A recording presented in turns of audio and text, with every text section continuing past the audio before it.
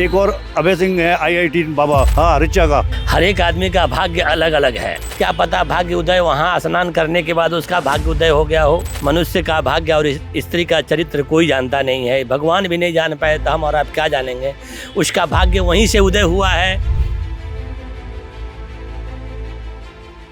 प्रयागराज में मेला चल रहा है कुंभ का, तो काफी रील बन रही है। बाबा कई नए नए पहुंच रहे हैं वहां पर, क्या कहेंगे उसको लेकर? ये तो धर्म प्रधान देश है भारत, और अनेक यहाँ धर्म हैं, अनेक पंथ के बाबा लोग भी हैं, और जिनके पास जो धर्म की ख्याति प्राप्त है उस धर्म के लिए वो दौड़ रहे हैं। नहीं, जैसे वहाँ पर एक लड़की भी दिखाई दे रही होगी आपको, रील बना रही हैं, वो उनको दीक्षा भी दी गई है एक लड़की को। हालांकि दीक्षा वापस ले ली गई है क्योंकि अधिकार नहीं होता लेडीज को, लड़कियों को। एक और अभय सिंह है IIT बाबा, एक लड़की है हाँ ऋचा का। इसके भाग्य को कौन जानता है। हर एक आदमी का भाग्य अलग अलग है। क्या पता भाग्य उदय वहाँ स्नान करने के बाद उसका भाग्य उदय हो गया हो। लेकिन वहाँ के बाबाओं ने तो मना कर दिया है कि उन्होंने कहा कि ये यहाँ पर इनका स्थान ही है। जो पंथ है, जो धर्म है, वो जो नियम है उसके अनुसार तो सब कुछ चलना ही पड़ेगा, है ना। वैसे ही जिसका भाग्य कब क्या क्या उदय होता है कौन जानता है। मनुष्य का भाग्य और स्त्री का चरित्र कोई जानता नहीं है। भगवान भी नहीं जान पाए तो हम और आप क्या जानेंगे। उसका भाग्य वहीं से उदय हुआ है, वहीं से उदय होना था। जो उस समय माला बेच रही थी आज हीरोइन बनने के लिए तैयार है, अब हीरोइन बनने जा रही हैं। तो भाग्य किसका कब उदय हो जाएगा कोई नहीं जानता इस बात को। और रही बात IIT बाबा का, तो IIT बाबा जो आए हुए हैं यहाँ पे वो धर्म से जुड़े हुए थे। अब तो वहाँ से निष्कासित भी कर दिया गया उनको बाबा को, क्योंकि कुछ मर्यादा है, कुछ डेडलाइन है, उसी के अनुसार आपको जीवन में रहना है। अगर उससे आप मर्यादा को पार करते हैं तो संस्था तो आपको हटा देगी। यही बात तो उसके लिए कही जा रही है, ऋचा के लिए। बाबा का कहना है कि ये यहाँ पर रील बनाने के लिए नहीं, कुंभ का महत्व दूसरा है। कुंभ में रील नहीं बनाई है।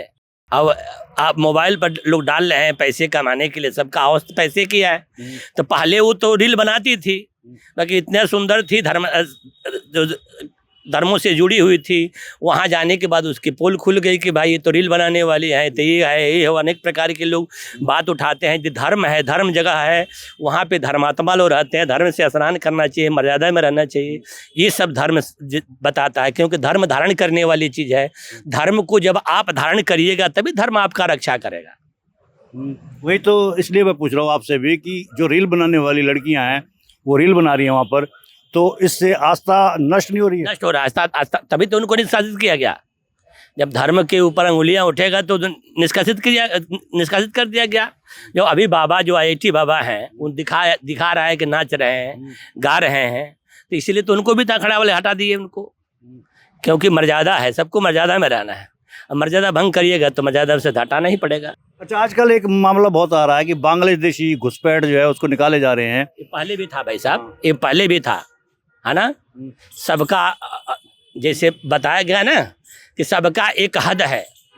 अब ब्राह्मण को कुछ बोल दीजिएगा ना तो ब्राह्मण चला जाएगा, बल्कि आपका जवाब नहीं देगा।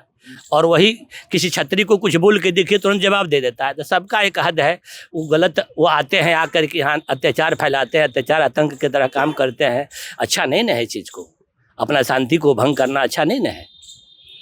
ये भारत धर्म प्रधान देश है, यहाँ धर्म ही कभी भी हुआ है, आज ही नहीं हुआ है, पहले भी होता है। कोई ना कोई ऐसा धर्मात्मा आता है। भगवान क्यों आते हैं? ऐसे नहीं आते हैं, कोई ना कोई रूप में। अब धर्मात्मा के रूप में भगवान आ जाते हैं। क्या कृष्ण भगवान को कोई भगवान मान रहा था? एक भजन है कि छोटा सा ग्वाला गोकुल वाला बन गया बांके बिहारी। ऐसा भगवान कर्म करते हैं हमारे जैसे और आपके जैसे, ना हमसे परे होकर के जब हमारा जो दुख है उसको दूर करते हैं, दुनिया उसको भगवान मानती है।